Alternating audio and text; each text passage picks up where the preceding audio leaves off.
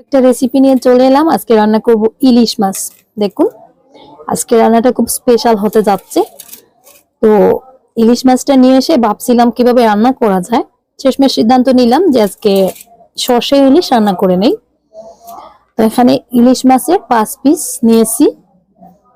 তো যাই হোক, আমি রান্না বান্নাটা শুরু করে দেই। আপনারা ভিডিওতে একটা লাইক দিয়ে সম্পূর্ণ ভিডিওটা দেখতে থাকুন। ইলিশ মাছ রান্না করার জন্য আমি এখানে নিয়েছি সর্ষে বাটা, সাদা সর্ষা বেটে নিয়েছি। মানে আমি আজকে সর্ষে বাটা দিয়ে ইলিশটা রান্না করব। সাথে নিয়েছি পেঁয়াজ কুচি আর কাঁচামরিচ ফালি। রান্না করার জন্য আমি এখন চুলা জাল করে নিচ্ছি। খুব ছোট্ট একটা ভিডিও আপনাদের সাথে শেয়ার করতে চলেছি। আশা করি ভিডিওটা আপনাদের কাছে ভালো লাগবে, তাই রিকোয়েস্ট করবো স্কিপ না করে একটু ধৈর্য সহকারে ভিডিওতে একটা লাইক দিয়ে শেষ পর্যন্ত দেখতে থাকুন। বিসমিল্লাহির রহমানির রহিম। দিয়ে দিচ্ছি তেল, পেঁয়াজ, কাঁচামরিচ ফালি। যেহেতু ইলিশ মাছ রান্নায় রসুন বাটার প্রয়োজন হয় না, রসুন বাটা দিলে ইলিশ মাছের ফ্লেভারটা নষ্ট হয়ে যায়। শুধু পেঁয়াজ আর কাঁচামরিচ আর সামান্য গুঁড়া মশলা দিয়ে আমি এই রান্নাটা করব। পেঁয়াজটাকে প্রথমে একটু লাল করে ভেজে নিচ্ছি, যাতে পেঁয়াজ থেকে সুন্দর একটা ফ্লেভার বের হয়। তারপরে দিয়ে দিচ্ছি সর্ষে বাটা। সরিষাটাকে মশলার সাথে একটু মিক্স করে তারপরে দিয়ে দিচ্ছি সামান্য একটু কালো জিরা। এটা অপশনাল, আমার কাছে ভালো লাগে তাই দিলাম। প্রতিটা মানুষের রান্নার স্টাইলটা আলাদা।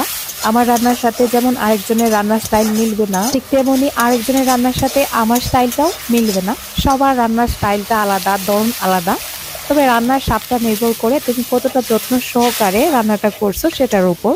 আর অন্যান্য মাছের মতন ইলিশ মাছে যদি দেখা যায় বেশি বেশি মশলা দেওয়া হয়, তাহলে এই মাছের টেস্টটা নষ্ট হয়ে যায়।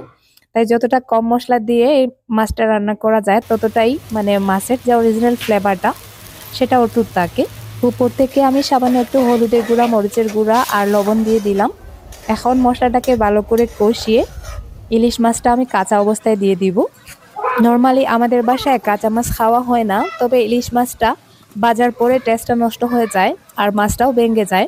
কাঁচা মাছের বাজে গন্ধটা যাওয়ানোর জন্যই তো আমরা মাছ ভেজে তারপর রান্না করি। আর ইলিশ মাছটা যেহেতু আমরা গন্ধের জন্যই বেশি পছন্দ করি, তাই এটাকে কাঁচা অবস্থায় রান্না করতে হয়। কাঁচা অবস্থায় মাছটা দিয়ে তারপরে এভাবে আমি দুই পাশটা উল্টে পাল্টে দিচ্ছি, যাতে মাছের দুই পাশটা একসাথে সিদ্ধ হয়। অর্ধেক রান্না হয়েছে, তারপরেও কি সুন্দর একটা ফ্লেভার বেরিয়েছে। মাছটা যেহেতু খুব বেশি নরম প্রকৃতির, তাই বেশি একটা সময় নিয়ে রান্না করতে হয় না। শুধু একটু যত্ন সহকারে মাছটা উল্টে পাল্টে চুলার আঁচটা কমিয়ে রেখে রান্না করে নিলেই হয়। তো আমার রান্নাটা প্রায় হয়ে আসছে, আর একটু সময় এভাবে জাল করে নামিয়ে নিব।